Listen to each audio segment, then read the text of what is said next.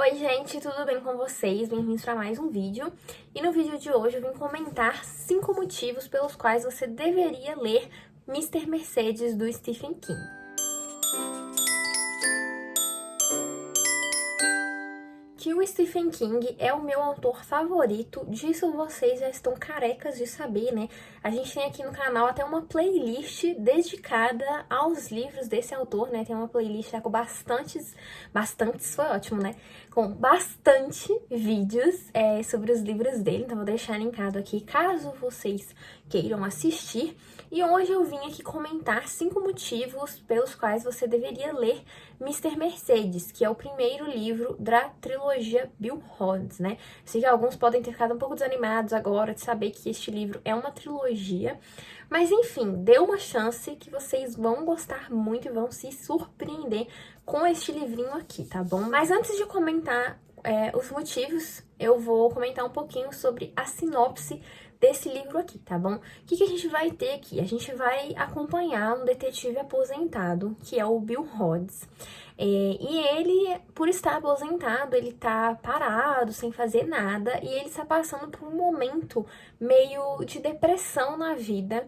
Ele fica o tempo inteiro, o dia todo praticamente, sentado na frente da TV, com o revólver do seu pai ao lado. Então ele pensa muito na morte, ele pensa muito em tirar a própria vida, porque ele está cansado dessa vida de detetive aposentado, de não fazer nada, dessa vida monótona. Além disso, ele ainda já teve problemas com alcoolismo, a esposa dele se separou, ele não tem tanto contato com a filha dele. Então ele é um cara que tá meio ali sozinho, sem muita perspectiva de vida. E uma coisa que marcou muito a carreira dele enquanto detetive foi o caso do Mercedes, do assassinato do assassino do Mercedes. O que aconteceu aqui? Um dia teve uma feira de empregos, então tinha várias pessoas ali num local dessa cidade, numa fila, e era um número muito grande de pessoas, esperando ali para tentar conseguir uma vaga, uma oportunidade de trabalhar. E, de repente, esse cara, que é o assassino aqui dessa história, vai pegar um carro, em específico uma Mercedes, por isso que o título do livro é Mr. Mercedes. Então ele vai entrar nesse carro e vai atropelar diversas pessoas que estão nessa fila, incluindo uma mãe e o seu bebê. Então o número de mortes é um número muito grande e esse foi um caso que ficou sem solução. O Bill Holiday, que é o nosso detetive, ele aposentou sem conseguir pegar esse assassino. Então foi um crime que ficou ali muito marcado na mente dele. E essa história ela vai começar quando, de repente, assim, um dia bem aleatório, o Bill Holiday recebe na casa dele uma carta desse assassino, meio que se gabando por nunca ter sido pego, uma carta bem provocativa. E é aí que a nossa história começa, porque o Bill decide investigar. Mas aí a gente tem essa questão de que ele está aposentado, então tudo que ele tá fazendo é meio que errado ali. E aí ele decide fazer essa investigação e contatar este assassino para tentar prender ele. Então a gente vai ter aqui um romance policial, um thriller, nessa busca por este assassino que está ameaçando matar novamente. Então, basicamente, essa é a nossa sinopse. E esse livro, ele é maravilhoso. E agora a gente vai para os motivos que eu indico que você leia muito, assim, fortemente. Se você tem esse livro parado na sua estante, pega. Se você não tem ele ainda, compra. Vou deixar o link aqui, tá bom? Mas vamos lá. O primeiro motivo deles, e é um motivo, assim, que pode causar um certo choque, é que nós, leitores, já sabemos desde o começo quem é o assassino do Mercedes. Então a gente vai ter aqui uma narração que ela vai intercalar os pontos de vista. Em dado momento, a gente vai estar pelo ponto de vista do detetive, do Bill Holiday, que não sabe quem ele está perseguindo. E, por um outro lado, a gente vai ter a perspectiva do assassino. Então, a gente sabe quem é essa pessoa desde o início e a gente vê o quão perto do Bill essa pessoa está. O que torna a narrativa bem mais interessante. E aí a gente chega no segundo motivo, que é o clímax, né? Esse livro ele tem um clímax que vai sendo construído de uma forma associada a essa narração, que intercala os pontos de vista, que a história ela vai ficando cada vez mais interessante. Esse é daqueles livros que você começa a ler, você vai lendo os capítulos, aí você fala assim, não, eu vou ler só mais um capítulo, aí você acaba lendo mais 5, aí você vai, ah, não, vou ler só mais um.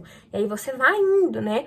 Porque assim, a gente também tem capítulos que não são muito grandes, né? Porque esse livro ele é dividido por partes, e dentro dessas partes a gente vai ter os capítulos, como aqui, né? A gente tem aqui, ó, capítulo 18, e aí ele é mais ou menos desse tamanho aqui, aí depois a gente já tem aqui o capítulo 19, então ele é um livro que você vai lendo, assim, alucinadamente. Então, se você pegar pra ler esse livro de noite, muito provavelmente você vai ficar até de madrugada lendo ele, tá? Corre riscos de isso acontecer.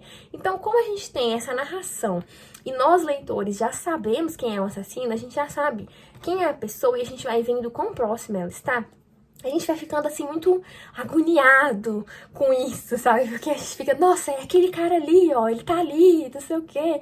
Mas o Bill não vê, porque, enfim, ele está investigando. Nós temos essa visão privilegiada por causa da escolha narrativa que o Stephen King fez. Que foi uma escolha narrativa que funcionou muito bem, sabe? Porque a questão toda aqui não é em nós, leitores, sabermos quem é o assassino, mas como o Bill vai fazer pra pegar ele. Porque no passado, quando ele era policial, quando ele era detetive, nas investigações oficiais, ele não conseguiu pegar. O assassino, ele cometeu esse crime de uma certa forma que ele não conseguiu. Ele aposentou sem desvendar o caso ficou lá em aberto. Tem outras pessoas lá tentando investigar, mas ninguém chega a uma conclusão. Então, o grande ponto é você acompanhar os meios, os caminhos que o Bill Rhodes vai tomar para poder chegar nessa pessoa, para poder chegar nesse indivíduo e descobrir quem realmente ele é para, de fato, prender ele, né? E aí a gente chega no terceiro motivo, que a gente vai ter essa corrida contra o tempo, né? Como eu disse na sinopse do livro, o assassino vai se corresponder com o Bill. Ele vai enviar uma carta e nessa carta ele vai dar um código, um negocinho pro Bill responder ele. Porque esse assassino, a gente vai vendo ali, né, no ponto de vista, quando a gente entra na mente dele, de que ele está querendo matar de novo. Que ele não vai ficar muito tempo ali sossegado, igual ele ficou. Que ele tá com um certo objetivo ali. Então a gente vai ter essa corrida contra o tempo porque ele está ameaçando fazer de novo e fazer de uma forma muito grandiosa. E aí quem gosta muito, né, dessas coisas de true crime, já é mais ligado nessas coisas de serial killers e dessa coisa da mente, não sei o que, a gente vai vendo que ele é um certo tipo muito específico que vai ser um fim extremamente trágico. Então o Bill vai precisar correr contra o tempo para poder descobrir logo quem é esse cara antes que ele cometa um novo crime e dessa vez bem pior do que o anterior, né? Pra vocês terem noção, que o anterior já foi pesado. Agora ele tá querendo, assim, finalizar de uma forma grandiosa. Então a gente vai ter essa narrativa, essa corrida contra o tempo, essa coisa bem assim, de, nossa, precisamos resolver isso logo, que é extremamente cativante. E como eu disse, se você ler esse livro de noite, você vai ficar até de madrugada, hein? E aí a gente chega no nosso quarto motivo, que são os personagens, tá? Aqui a gente vai ter um trio que vai se juntar aí pra poder pegar esse assassino, né? Então o Bill, ele não vai trabalhar sozinho. Embora ele até tente afastar essas pessoas, mas ele vai acabar não trabalhando sozinho. Então, junto a ele, a gente vai ter o Jerome, eu não sei como é que fala o nome dele, que é um vizinho dele, um rapaz bem jovem, que entende bastante de tecnologia, então ele vai ajudar o Bill com essa parte mais tecnológica, sabe? Essa coisa que ele já não entende, que o Bill já é um senhorzinho, assim, ele não é muito ele é mais analógico, né? Então a gente vai ter o Jerome e além dele a gente vai ter a melhor personagem de todas desse livro, que é a Holly Gibney. A Holly, ela vai entrar nessa história aqui através de uma outra personagem que o Bill vai acabar conhecendo em meio a essas investigações. E a Holly, ela é uma personagem tanto quanto peculiar, porque ela é uma mulher bem mais velha, assim, mas que ela é meio que incompreendida pelas pessoas ao seu redor.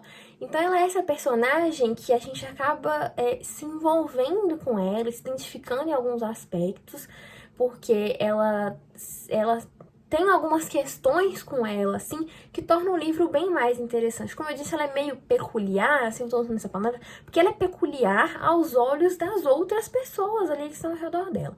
Então o Bill vai se juntar a essas pessoas e ele vai em busca desse assassino com a ajuda desses dois, sabe? Esses dois são os personagens chaves aqui. A Holly é maravilhosa.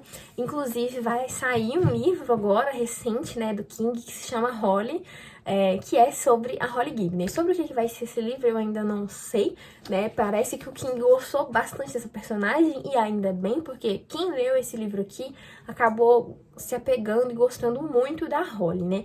E ela é uma das melhores, se não a melhor personagem aqui desse livro. E chegando a um quinto e último motivo, que é o nosso vilão, o assassino do Mercedes, tá?